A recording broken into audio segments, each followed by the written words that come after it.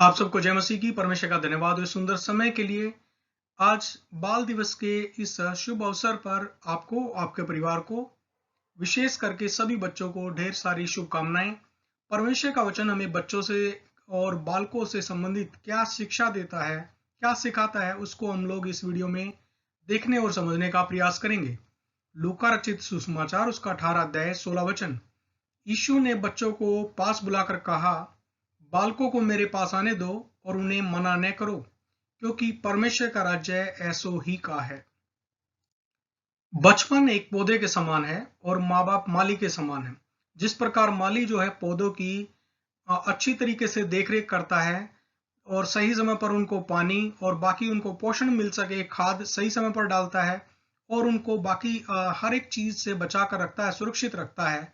इसी तरीके से माँ बाप की जिम्मेवारी है कि वो बच्चों को सुरक्षा का माहौल दे सकें, प्यार दे सकें और उनको अच्छा पोषण दे सकें, अच्छी शिक्षा दे सकें।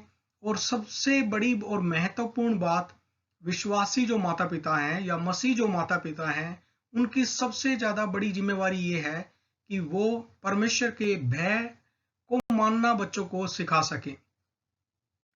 परमेश्वर का भय मानना, ये माता पिता की जिम्मेवारी है कि परमेश्वर का भय बच्चों को मानना सिखाएं।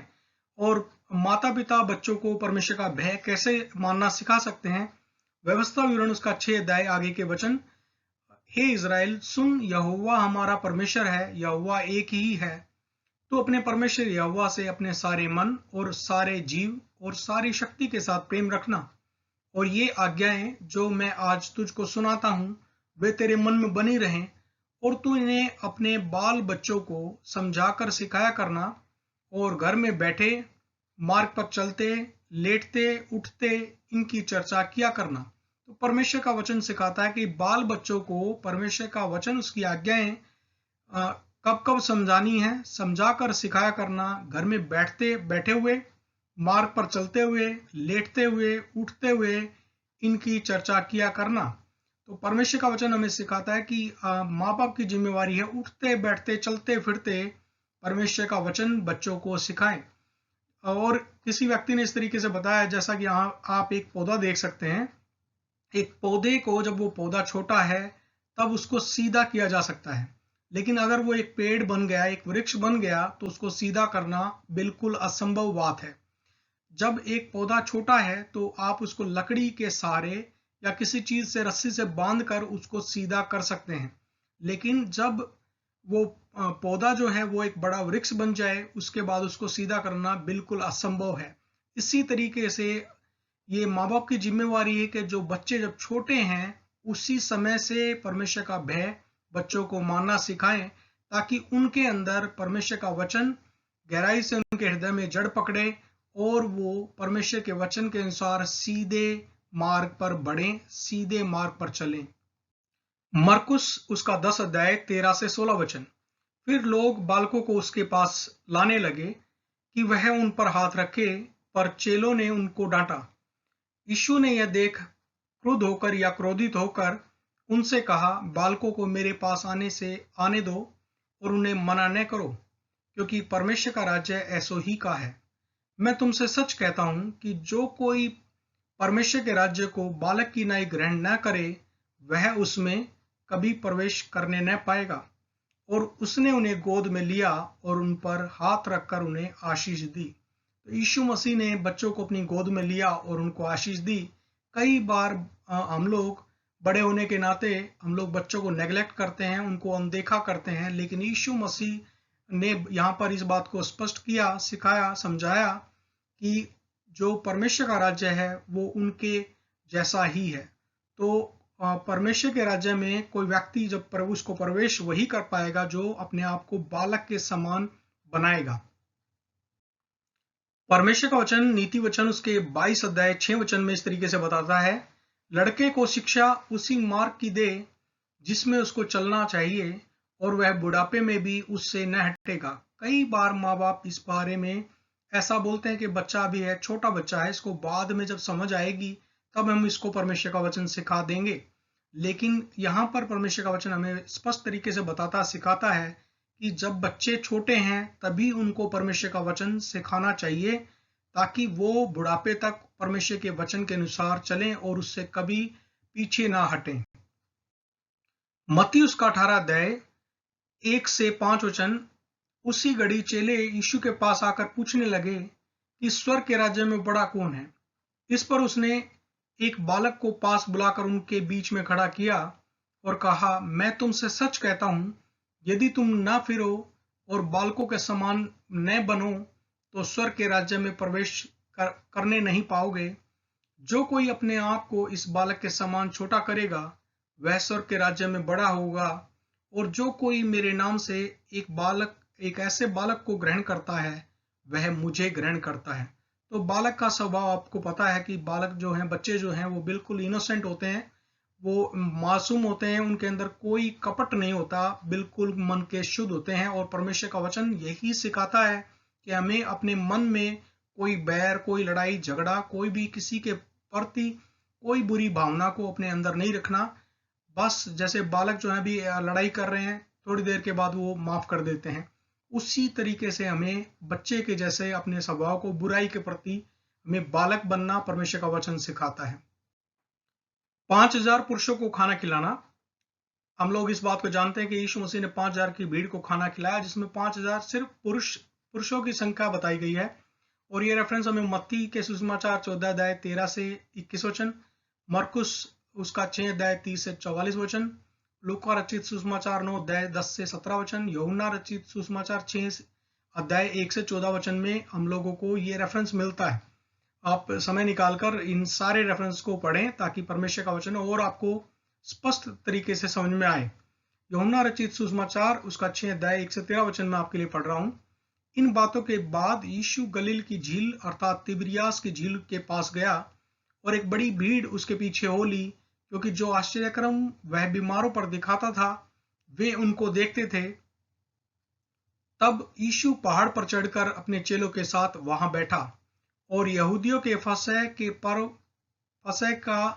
पर्व निकट था। तब यीशु ने अपनी आंखें उठाकर एक बड़ी भीड़ को अपने पास आते देखा और फिलिपुस से कहा, हम इनके भोजन के लिए कहां से रोटी मोल लाएं?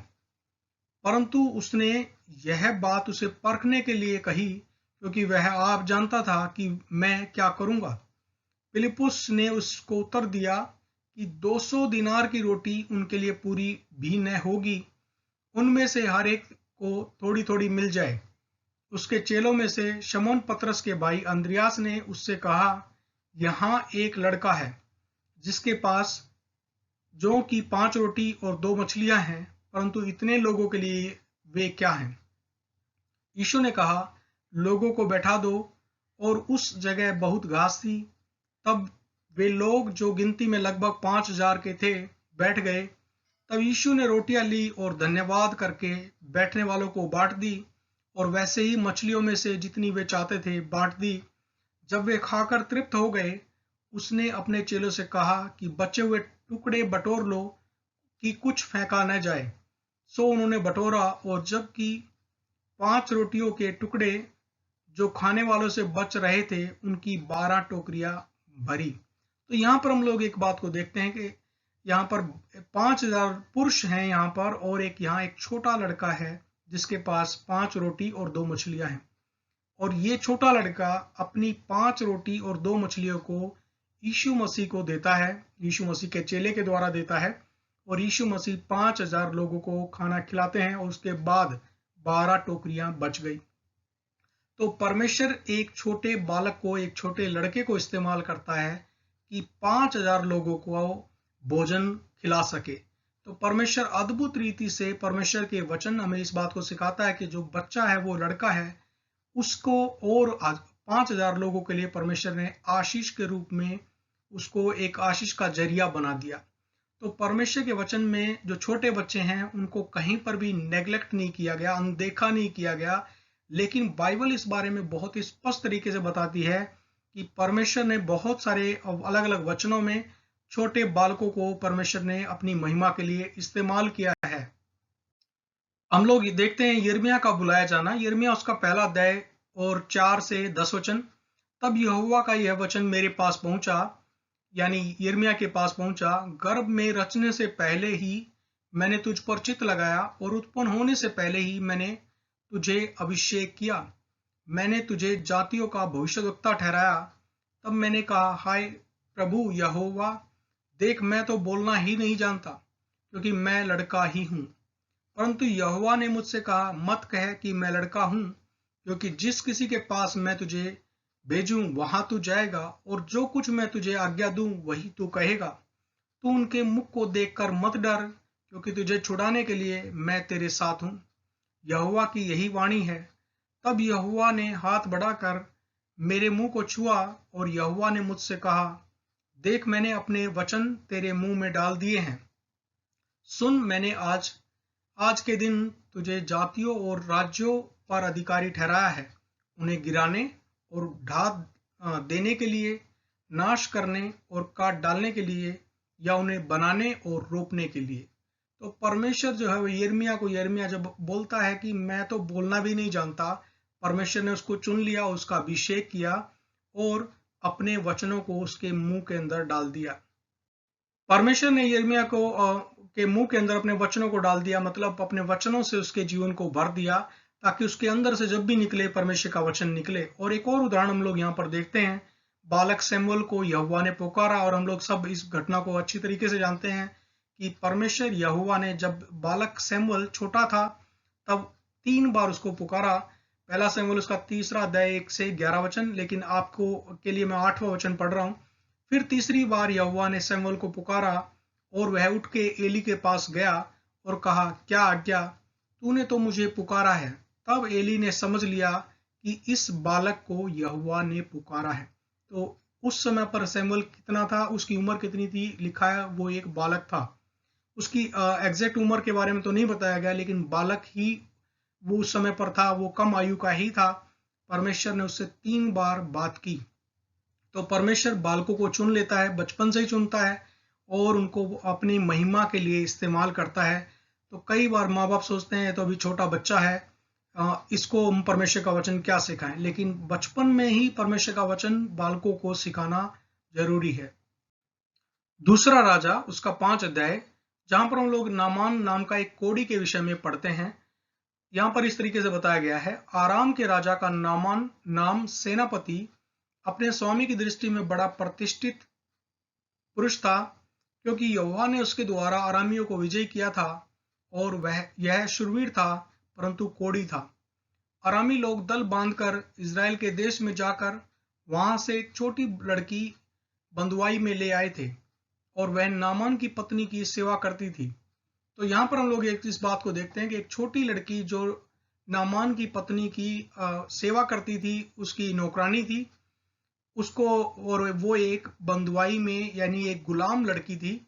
तीसरा वचन, उसने अपनी स्वामिन से कहा, जो मेरा स्वामी सोमरेन के भविष्यद्वक्ता के पास होता तो क्या ही अच्छा होता, क्योंकि वह उसको कोढ़ से चंगा कर देता। तो किसी ने उसके पास जाकर कह दिया कि इजरायली लड़की इस प्रकार कहती है। तो जब नामान को पता लगा कि इजरायली लड़की ऐसा कहती है, उसके बाद उसने निर्णय लिया, और उसने अपने जो उसके देश का राजा था उससे एक लेटर लिया, और उसके बाद वो इजराइल में चला गया और परमेश्वर के दास एलीसा से वो मिला। 10वां वचन, तब एलीसा ने एक दूत से उसके पास यह कहला भेजा कि तू जाकर यरदन में 7 बार डुबकी मार, तब तेरा शरीर ज्यों का त्यों हो जाएगा और तू शुद्ध होगा। तब उसने परमेश्वर के भक्त के वचन के अनुसार यरदन को जाकर उसमें 7 बार डुबकी मारी, और उसका शरीर छोटे लड़के का सा हो गया और वह शुद्ध हो गया। इससे पहले के वचनों में हम लोग इस बात को देखते हैं कि नामान बहुत क्रोधित हो गया और बोलने लगा कि क्या हमारे देश में नदियां नहीं हैं। लेकिन जब उसको समझाया गया तो उसने परमेश्वर के दास एलीशा के वचन के अनुसार उसने यरदन नदी में 7 बार डुबकी लगाई, और उसका पूरा कोढ़ खत्म हो गया, और उसका शरीर छोटे लड़के का सा हो गया और वह शुद्ध हो गया। 15 वचन, तब वह अपने सब दल बल समेत परमेश्वर के भक्त के यहाँ लौट आया, और उसके सम्मुख जाकर कहने लगा, सुन, अब मैंने जान लिया है कि समस्त पृथ्वी में इजराइल के परमेश्वर को छोड़कर और कोई परमेश्वर नहीं है, इसलिए अब अपने दास की भेंट ग्रहण कर। तो यहाँ पर हम लोग इस बात को देखते हैं कि किस अद्भुत रीति से एक छोटी गुलाम लड़की ने अपनी मालकिन को इस बारे में बताया और उसकी गवाही के वजह से नामान का कोढ़ जाता रहा और उस नामान ने इस बात को माना कि इज़राइल का जो परमेश्वर है वही एकमात्र सच्चा परमेश्वर है, उसको छोड़ और कोई परमेश्वर है ही नहीं। ये सब हम लोगों ने बच्चों से संबंधित परमेश्वर के वचन से कुछ बातों को जाना, सीखा। आपको, आपके परिवार को हैप्पी चिल्ड्रंस डे की ढेर सारी शुभकामनाएं। अगर आपको आशीष मिली है इस वचन के द्वारा, इस वीडियो के द्वारा, और आप ऐसी वीडियो और पाना चाहते हैं तो YouTube चैनल को लाइक, शेयर, सब्सक्राइब करना न भूलें। परमेश्वर आपको और आपके परिवार को, और विशेष करके आज के इस विशेष दिन में आपके परिवार के बच्चों को और देश के सभी बच्चों को बहुतायत से आशीष दे। जय मसीह की। God bless you.